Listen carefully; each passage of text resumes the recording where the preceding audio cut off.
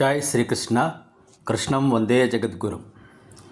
श्री कृष्ण कहते हैं, जो बदल नहीं सकते उसे स्वीकार करो और जो बदल सकते हो उस पर पूरा प्रयास करो। కృష్ణ సదా సహాయతే. ఇందులో శ్రీకృష్ణ పరమాత్మ చక్కని సందేశాన్ని మన కోసం ఇస్తున్నారు. ఏవైతే మన జీవితంలో ఉన్న వాటిని మార్చలేమో వాటిని యథాతథంగా మనం అనుమతించి అంగీకరిస్తే జీవితం ఆనందంగా సాగుతుందని, ఒకవేళ కొన్ని అంశాలు మన జీవితంలో మార్చుకోగలిగినవి ఉంటే వాటిని మార్చుకునే ప్రయత్నం చేస్తే కూడా జీవితం ఆనందంగా ఉంటుందని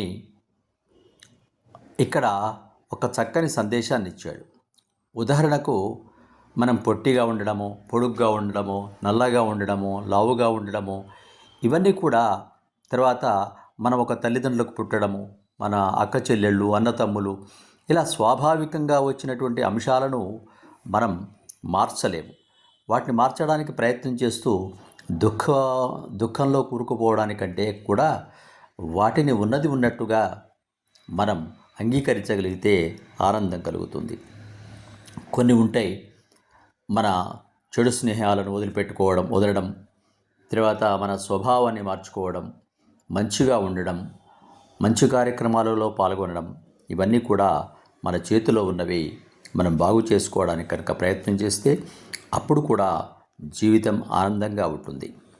అసలు జీవిత పరమావధి ఆనందో బ్రహ్మ అనేది మనం నేర్చుకోవాలని ఈ మంచి సూక్తి ద్వారా శ్రీకృష్ణ పరమాత్మ మనకు తెలియజేశాడు. మనం కూడా మార్చలేని వాటిని మార్చడానికి పడవద్దు, మార్చగలిగిన వాటిని మార్చుకో. జీవితాన్ని ఆనందంగా గడపడమే మనం చేయవలసినటువంటి ముఖ్యమైన కర్తవ్యం.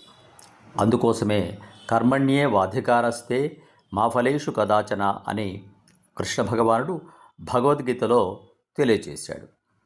మనం చేయవలసిన పని మనం చేస్తూ దాని ఫలితాన్ని గురించి ఆలోచించకుండా ఆ ఫలితమంతా కూడా పరమాత్మ ఇస్తున్నటువంటి ప్రసాదంగా భావించినప్పుడు మన జీవితం ప్రసాదమయమవుతుంది, ఆనందమయమవుతుంది. సబ్స్క్రైబ్ ఆచార్య శ్రీ సూక్తి.